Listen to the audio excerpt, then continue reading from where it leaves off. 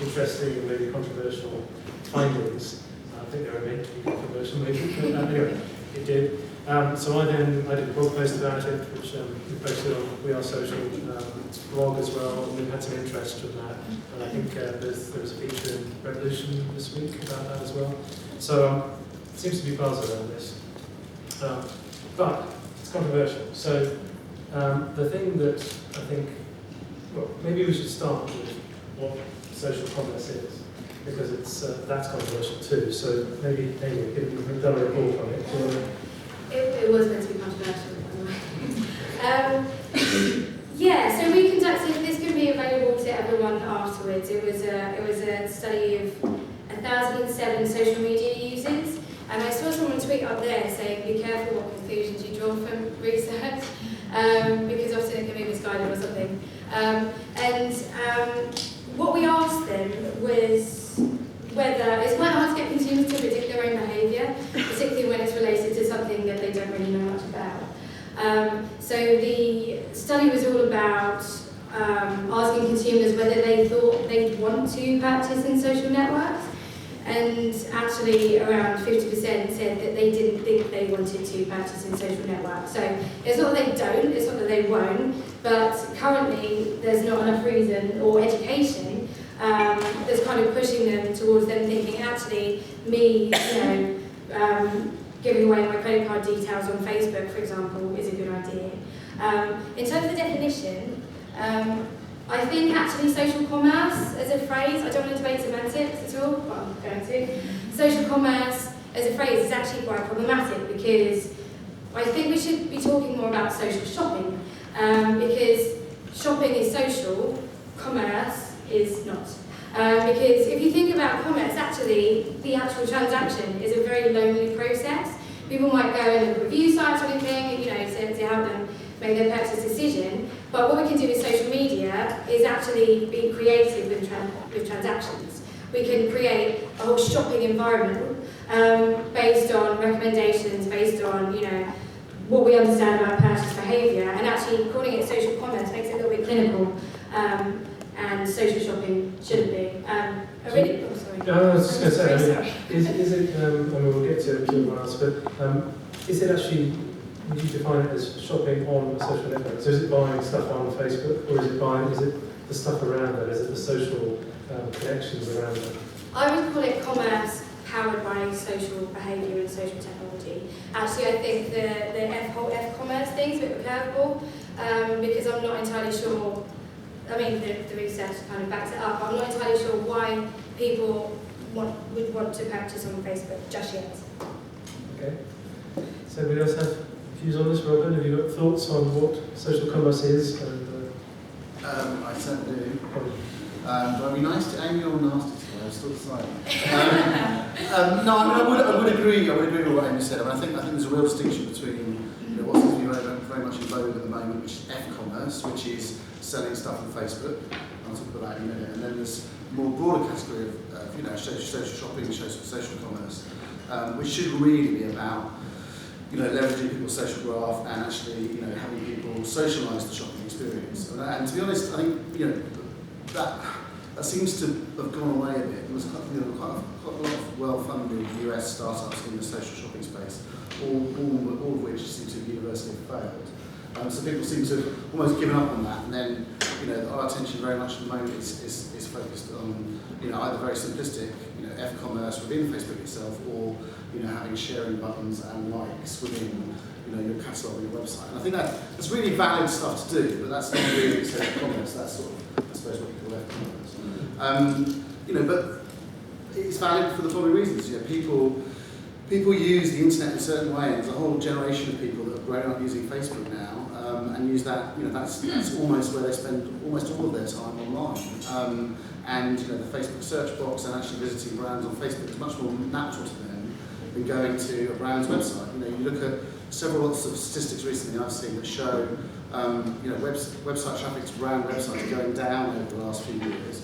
And obviously, the traffic to their pages on Facebook going up as a result. There's a famous sort of 1-800 Flowers case study from the US, which is one of the original F-commerce sites where they're making more money out of their F-commerce store than they are actually their e-commerce website. So it's not to assume that. It does seem sort of slightly counterintuitive to those of us that have been in the industry for a while, because why wouldn't you go to a website? But people don't.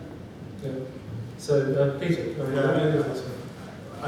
yes, I think what Robin says is interesting. I mean, you know, it's a sort of makes some of us think about AOL all over again. But no, from my perspective, I would actually take a slightly different cut. I think dividing the world into, or dividing the space into opportunities for a sort of direct response scenario where you're triggering a transaction based off some sort of other user behaviour is one camp. And the other camp is all really around recommendation, brand reputation, and you know, whatever you just choose to call each of those spaces. I think they're very different in terms of what you might try and achieve from a retail perspective, how you might go about doing it. Not to say they can't live together, but if you think about things you might want to buy, a £10 pair of jeans from Primark, or a cinema ticket or a gig ticket which costs 20 quid, seems like a good candidate for some sort of direct response engagement. Something a bit more complicated like a holiday is an interesting one, because if they're cheap, you could actually conceive of a scenario where you'd want to try out some sort of direct response type activity. And then there are some things which are just totally dull and boring and that no one would ever want to buy on the back of somebody else buying one. Washing machines. I don't think I would be inspired to buy a washing machine in a, you know, Robin has just bought a washing machine post on Facebook, but I might buy some jeans or a cinema ticket. So we had a half question out there. No, I sell washing machines on Facebook. And you'd be surprised to know that people do buy after their friends post their washing machine pictures. Yeah. Do you have a Facebook store? It's interesting. One of those I think you deserve some sort of marketing award. That's impressive. Okay.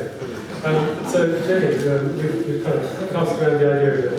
What's your take on social commerce? How does Brand Alley perceive it? So, Brand Alley perceives social commerce as a way of me justifying the spend that I have on social media and kind of turning our fans and followers into revenue, essentially. And it's interesting what you were saying about the education side of e-commerce. We had a Facebook, it's not a Facebook store, it's basically a Facebook tag that takes you to a specific URL that kind of matches our website where we can put exclusive promotions and that kind of thing. To start off, we did kind of exclusive preview sales to our customers, just to give them that extra promotion that now that you've joined Facebook, you get this special thing. And to start off with, we were seeing like 3 nail polishes being bought. It was absolutely terrible. It was like, well, this isn't working, is it? But then we had some really good, we've done about 15 now, and it is an education process. It's taken time, and up to this point, we've actually kind of gained £30,000 worth of revenue just off our Facebook page, which is absolutely amazing. And it just means that our buyers are just saying, can we have a preview sale? Can we do this? Can we do that? To try and gain that extra revenue off the back of it. So is that something that you've educated them to, or do you think people have grown into that through their use of Facebook?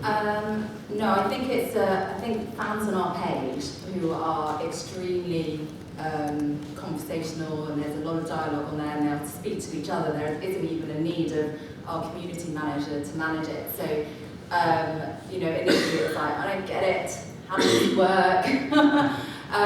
Whereas now they kind of feed off each other and tell each other, right, this is how you buy, you've got to go at 7 in the morning, otherwise it'll all start running out, and that kind of thing. So I think that's exactly it.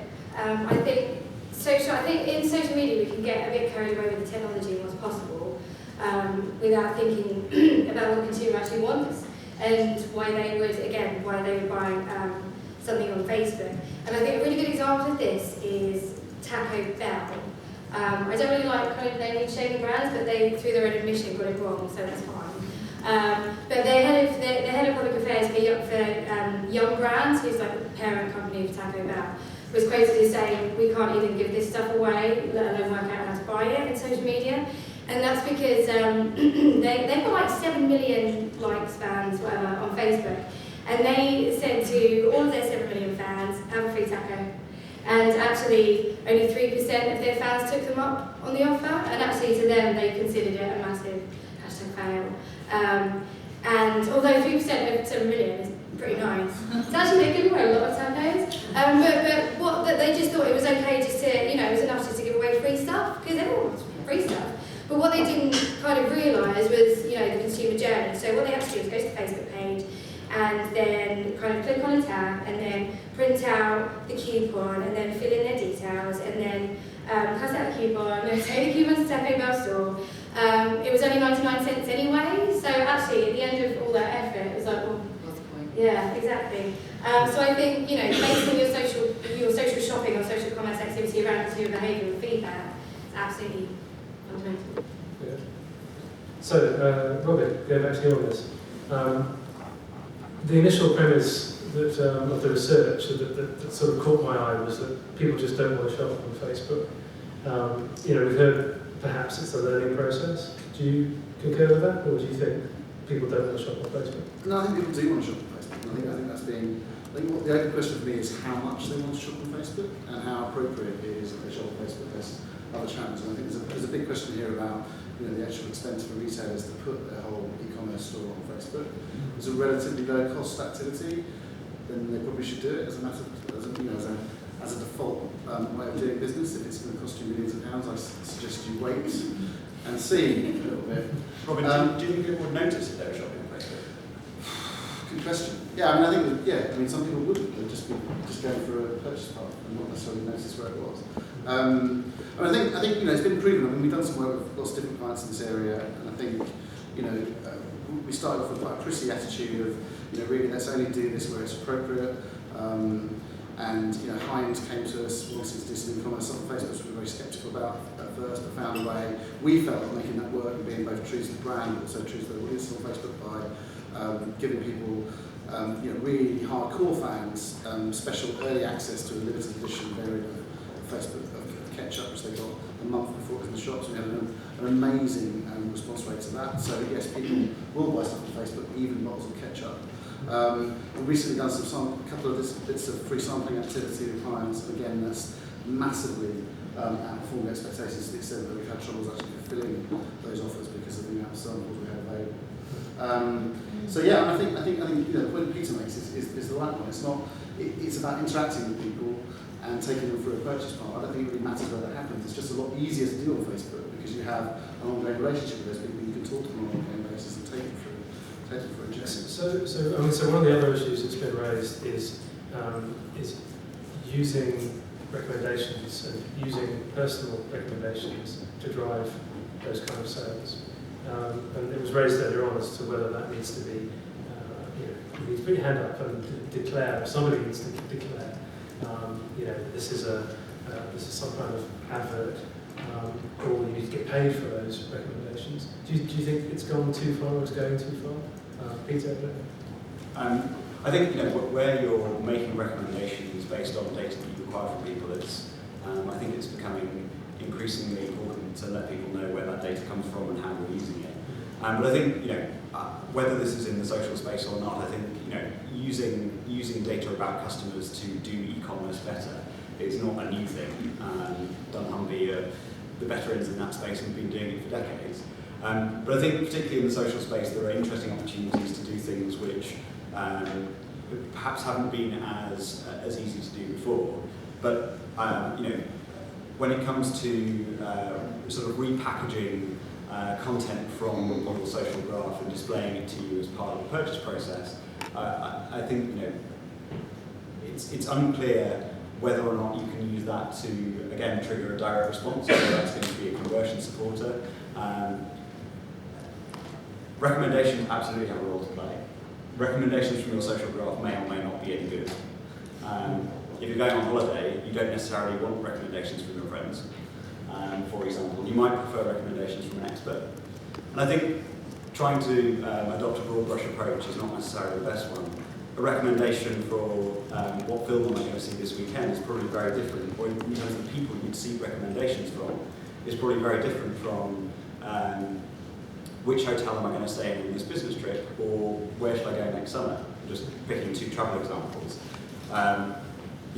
we think about recommendations in a very, we cast the net wide when we think about recommendations in the travel space. Your colleagues are probably pretty good at recommending hotels to go to when you go to the other office. But your friends may or may not be very good at suggesting where you should go next So summer. isn't there a differentiation though, when it's filtered through a social network that sort of selectively, shares what you've done with other people? So that, for example, there's a statistic on one of the other social commerce reports actually, which is 72% of us already feel it's like Big Brother is watching us when we get personalised recommendations, and 56% of us feel violated. That's a pretty strong word. I'd like to know how those questions were phrased. Well, Do you feel violated? Yeah. That's what it says. So, I don't know. Jenny, do you think your customers feel violated? I hope not. I'm not sure whether a handbag's going to really mean that violating, but I think people are savvy enough to take recommendations, whether it be from an expert or from friends or from just other punters, and decide for themselves whether they think that recommendation is for them. You go on TripAdvisor, there's always some nutter that says, it just wasn't as good as the last place and I had to move. But you kind of accept that and move on and just and kind of take the recommendation at face value. I think it does. There must be some kind of conversion towards having a recommendation, but there's also a massive risk to the business. I've always kind of, I would love to have reviews and ratings on our site, but at the moment we're just not prepared to take that risk internally yet, just in case there's a massive backlash. Which was the same initially on having a Facebook page and having every single customer service query on that wall and kind of being open about it. But I think that honesty and transparency does go a long way. So what kind of things have you done that have had a direct result, in terms of the social integration on your sort of e-commerce? So I think the biggest direct result is definitely the preview sales that we've done. We've kind of highlighted various things like competition, discount codes, sales that are on our site, albums, that kind of thing. But it's all quite wishy-washy. It's really difficult to tell, right, so we are definitely converting fans into customers, or we're definitely converting fans into registrations. It's really difficult, and I get the question, so, if we've got all these fans, how much is a registration, how much is an actual customer? And unfortunately, for a long time, we couldn't answer that. But then when we put something that was exclusive to just Facebook fans, so that people on our site actually went, wait a minute, if I go on Facebook, I can actually get something that no one else can get. That's when we saw a significant difference. So we had a Chloe sale that went on sale a day early, and the whole premise of our site, it's a flash sale, so it's similar to the likes of Groupon and that kind of thing. So things disappear really quickly. There's limited stock. So if you can get them in there a day early, you're more likely to get the size or the colour or whatever you want. We emailed that to our base, and in one day we got 7,000 extra likes and about £10,000 worth of revenue just from that sale. So immediately we saw, wait a minute, okay, we are actually seeing something off the back of this. So, that's probably the biggest example. Yeah, have you noticed any sort of tangible results as well, Peter, on your side? So I can only speak for my counterparts in the US. Expedia has done very little in the social space in Europe until now. We've had a very successful campaign in the US, which was really aimed at audience building, but had some quite nice side effects. Voucher campaigns have worked very well for us. They have incredibly high breakage, they have decent conversion, booking values are nice. So, the traditional direct response stuff delivered through a social channel has worked very well for us. And it's pretty prosaic things, like giving out lots of vouchers, which we would have done through email or other channels perhaps in the past. The social space has allowed us to reach new audiences. It's allowed us to reach audiences who are potentially a little bit more, they're more qualified than perhaps some of our other audiences are, simply because of the opt-in nature of the relationship. So I think, even thinking about delivering, as I say, relatively traditional marketing campaigns directly through a social channel or through data acquired through a social channel, is certainly not to be sniffed at. I mean, this was gathering email addresses through a Facebook page. So, are there things, sort of conversely to that, those sound like really nice examples, are there things that you think go against you or actually bad examples of social commerce implementation? Without naming any names, honestly, or confessing.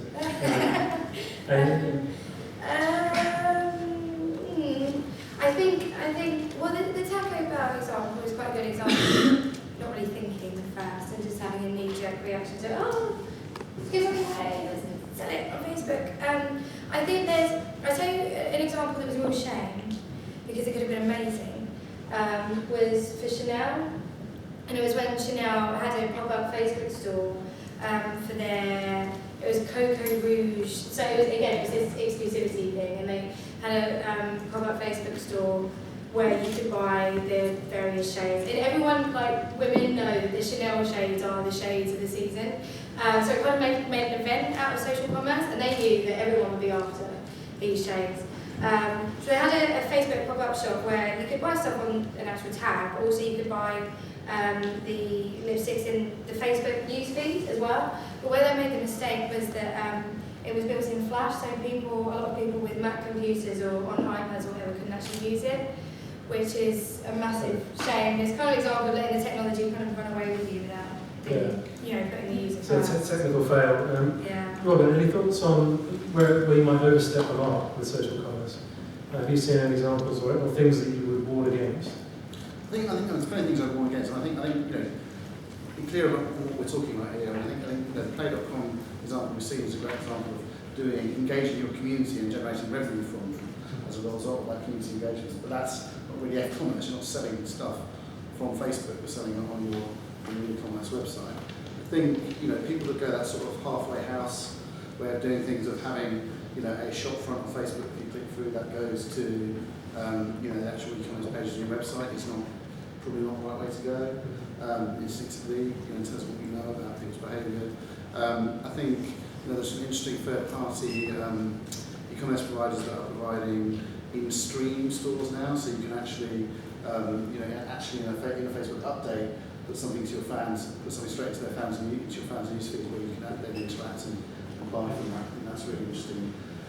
It's a nice way of doing it. It's all about you've got ongoing engagement rather than having a destination that people go to, whether that's your website or a tab. Yeah, of course we keep talking about Facebook, but there's YouTube as well. I don't know, do you guys sell things on YouTube at all, or do you do anything with that? We see YouTube very much as a channel for brand level engagement rather than a sales channel. I think the missing piece really in all of this is the multi-screen question, and so much of the effort in social commerce and Facebook commerce particularly has been focused on the desktop experience. I think particularly, this probably doesn't apply to Expedia, because actually most of our transactions are quite complicated. But for simple low-value transactions, I think there's a massive opportunity in the mobile space. Thinking about, buying lunch with friends, or an impulse purchase of clothing, or a ticket or whatever. It feels like those are the sorts of transactions that, if they're not happening on mobile now, will certainly be happening on mobile in the future. I mean, we have a hotel booking mobile app that's the antithesis of social. It just lets you book hotels, but it's that's been very successful for us. And thinking about ways that we might broaden the scope of that to include, for example, group bookings, is an interesting opportunity, and one that I think, as I said a moment ago, is largely ignored by current social commerce activity efforts. Yeah. So, I mean, by that sense, would things like Groupon fall into your category? I mean, is that an idea of social commerce, or is that simply e-commerce with social as a driver? I'm not entirely sure how social it is. Really? Yeah, I mean, would you say Groupon is inherently social, or it's just... Groupon's really anti-social. Yeah, yeah. Groupon has made a fantastic success out of doing what people have been doing for quite a long time, but doing it a little bit differently. But I think, there are clearly bits of Groupon which are social. I think people clearly do share the deals among their friends. But I think if we broaden the definition of social media to include email, then I think emailing around voucher codes, is that social commerce? I'd argue that it is. you know, the Threshers example from a few years ago, I think demonstrates just how powerful the sending stuff to friends was as a marketing channel. Just the fact that we now send stuff to friends on Facebook rather than on email doesn't necessarily change that mechanic. What I think it does is make it a lot easier in some cases. It's probably one click rather than typing in something and then clicking something. But you know, that's oversimplifying slightly. I think there's you know, asking questions about how we incentivize people to share, whether or not we want to, how we might guide people to share things with people who are likely to be a good target audience. And I think all of these things are still relatively mature. You know, posting something on your newsfeed as a result of a shopping cart completion process. Why is that going to everyone? Why isn't it going to people who you might think actually are interested in it? I think, you know, you actually get more control arguably with an email. So I think relevance and recommendation are things that are so intrinsically linked, and yet so much of the current activity in that space exists to do this sort of broadcast approach.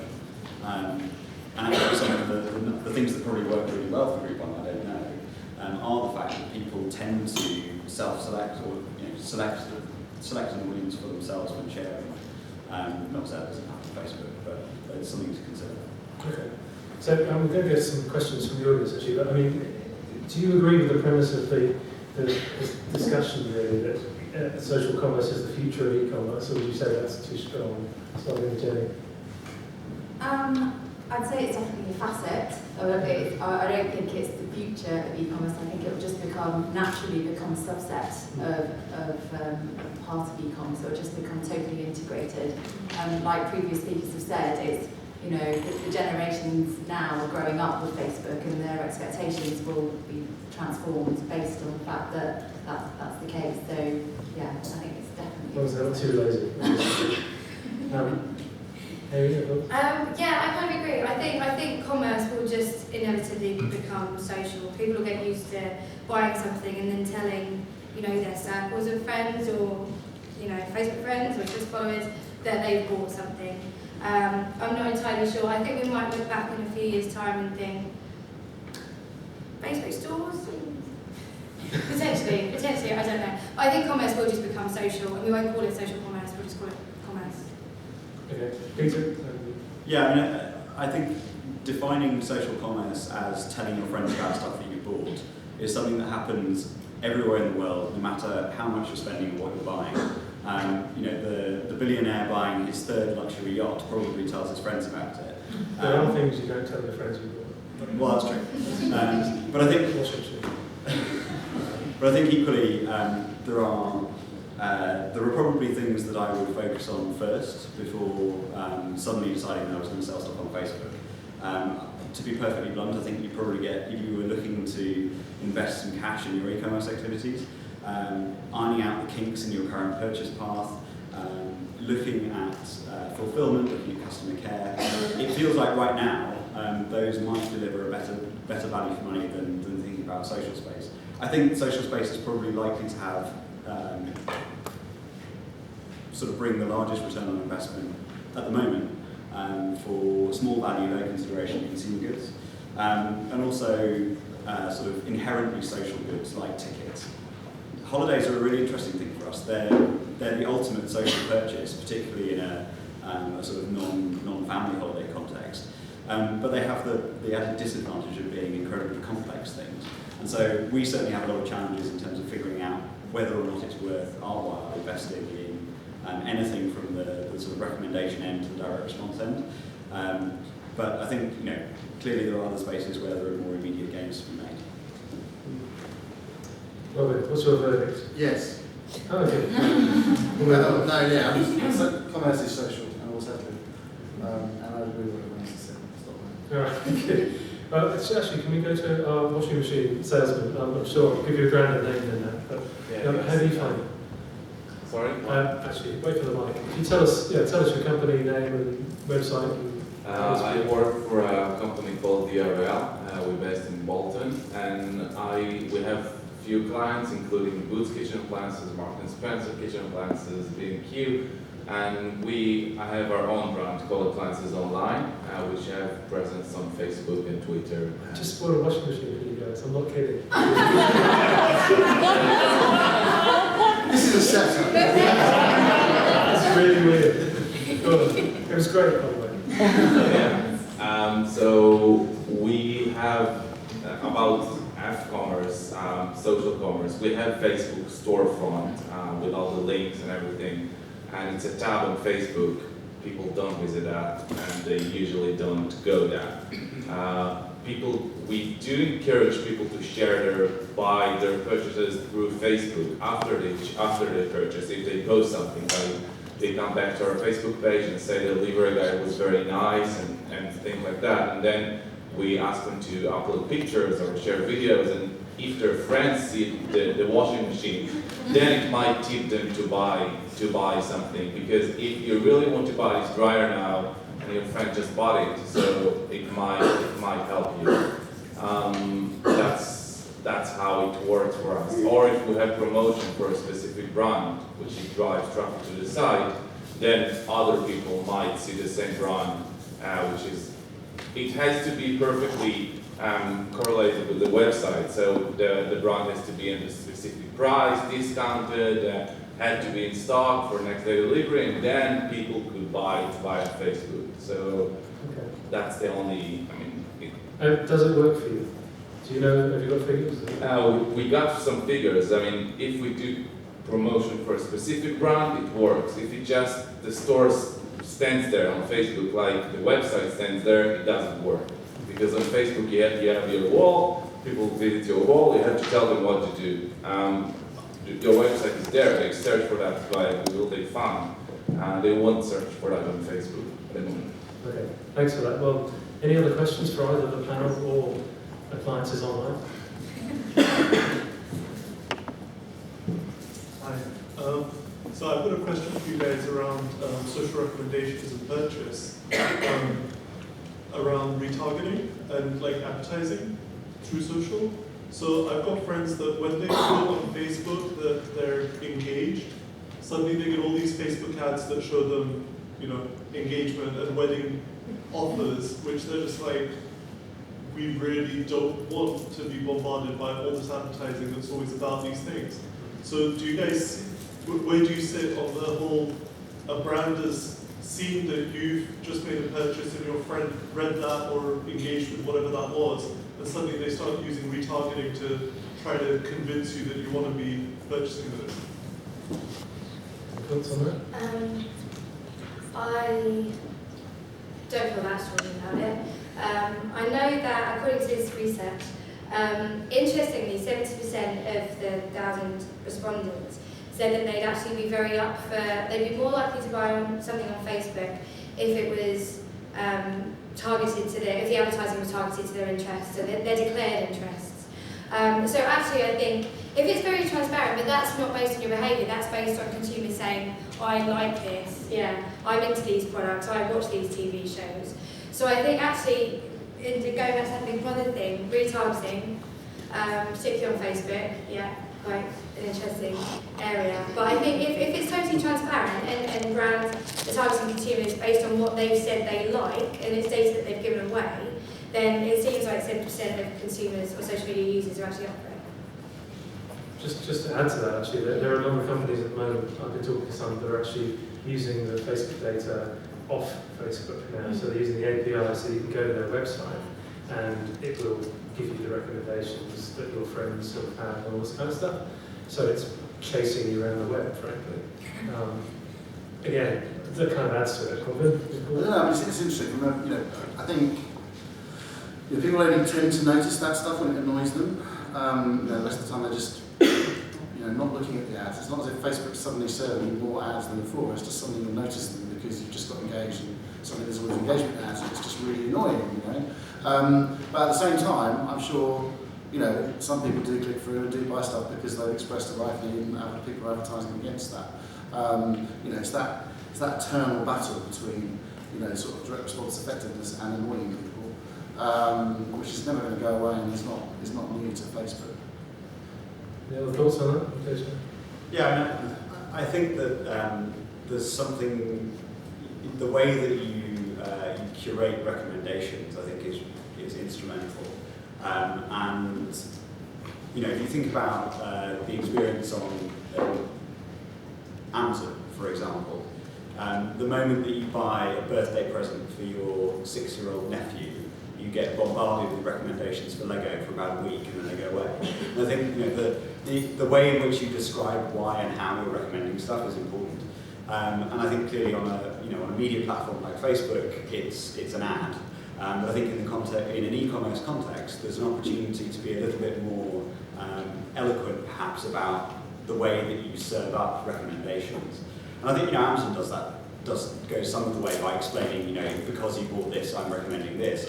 But equally, there might be ways that you could think about balancing peer recommendations, people like you, experts, media sources, content from the web. I think thinking about recommendations in a granular way without looking at the holistic picture will potentially lead you down some of those routes where you end up with these slightly odd recommendations because of that sort of that specific channel pick. Okay, can we take another question?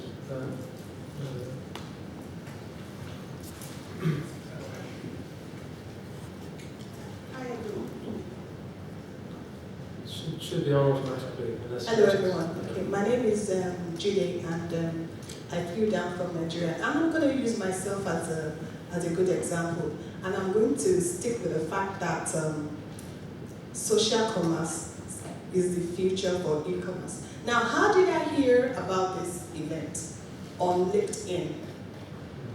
I'm into CRM, and I was on the internet trying to search, I should attend some event, I should know about this, I should know what's going on at the cutting edge in the industry. So I have never met Paul. I don't know, how many of you have heard of Paul Greenberg? I know he's being referred to as the grandfather of CRM. So I'm like, on the internet, I would like to meet this guy. So I stumbled on Luke Bradney, and he was on a Twitter chat with Paul. And Paul Greenberg now wrote on the internet that it's Eastern Bankovsky. Is it coming? That was the last event in May. So, and you replied that, yeah, he's going to be here. So I'm like, okay, who is Kofsky? He must be a great guy, he must be a guru, he must be an expert. So I went to on the internet again, I Googled him, and of course he brought out his profile. I was like, okay, I'm interested. So I just said to myself, I'm going to be here. So I bought my ticket and I flew down. And I tell you what, the last session was mind-blowing. It was really, really mind-blowing because my eyes were opened. I heard all the things that I have never heard before. It was an incredible experience. Now, nobody told me about it. I discovered everything about this event. I discovered everything on the internet. Not on Facebook, but on Twitter and LinkedIn. So I had to buy, I couldn't buy my ticket on the internet because Luke understands. So I had to come down here and pay cash because I just wanted, it's about passion, it's about knowing what you want, and this thing, because I believe that is the future of e-commerce. Wait, I need to get your feedback form really quickly. Yeah.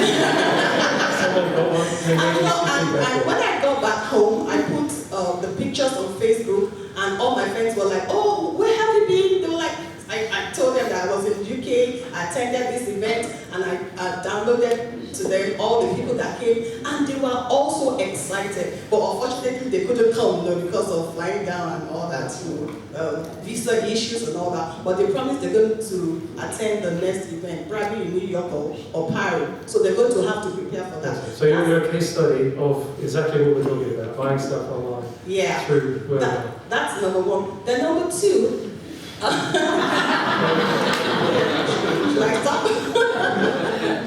Then number two, in Africa, particularly in Nigeria, a lot of ladies, they're so crazy about beauty products like Weavon, Brazilian hair, Malaysian hair, and all. And it's not so easy to travel out of Nigeria to go to Brazil, or to go to Malaysia, or to go to India to go and get the hair. So constantly on Facebook, I see adverts of people who advertise these beauty products on Facebook in Nigeria though, and a lot of people, funny, a lot of people buy from them, and I see they put, like this page, put a comment, and quite a number of people, they just go there and just like the page, and they just put nice comments, but unfortunately, there are no such agencies that can bring or take that data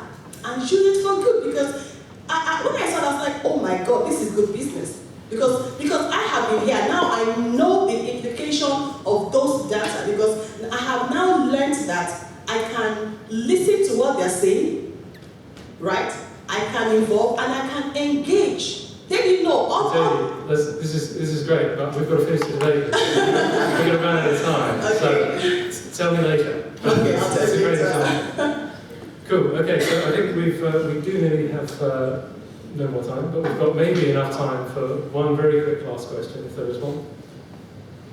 One there, and we're down here.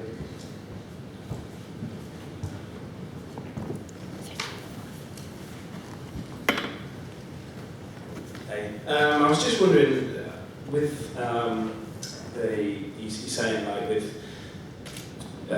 social commerce being the future of commerce, have we seen any startups, start businesses just based around social commerce, or is that the future, or should social commerce just be a supplement to business? Anyone seen this? I haven't seen it. Okay, well, let's cast that one out. Does anyone know any businesses that only work through social commerce? There's one over there. Do you want to yell? Oh, wait for the mic.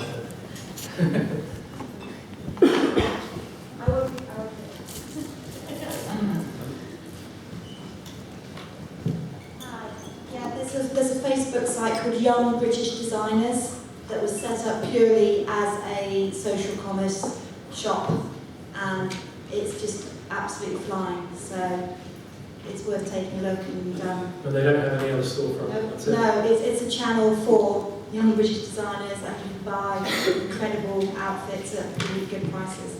Cool. I'm not on commission. You should be. I actually think that's awesome, because according to the Sweet Steps as well, when we asked people what they thought would push them to buy in social media, actually a quarter of people said they'd buy something in social if it wasn't available anywhere else. So that's an amazing idea, actually. But hang on, what makes that different? Why is that social? Isn't it just great products by young British designers? But when they buy, they have a chance to talk about the product. It's not just I'm buying a product, they can then comment on it and it goes further and they share it. So it's a social. Is there a lot of conversation about the designs and about fashion? Actually, it's not just about everything that's around it. Okay. So I think, unfortunately, we're going to have to wrap up. So I'll say thank you very much to our fine panel. Thank you very much.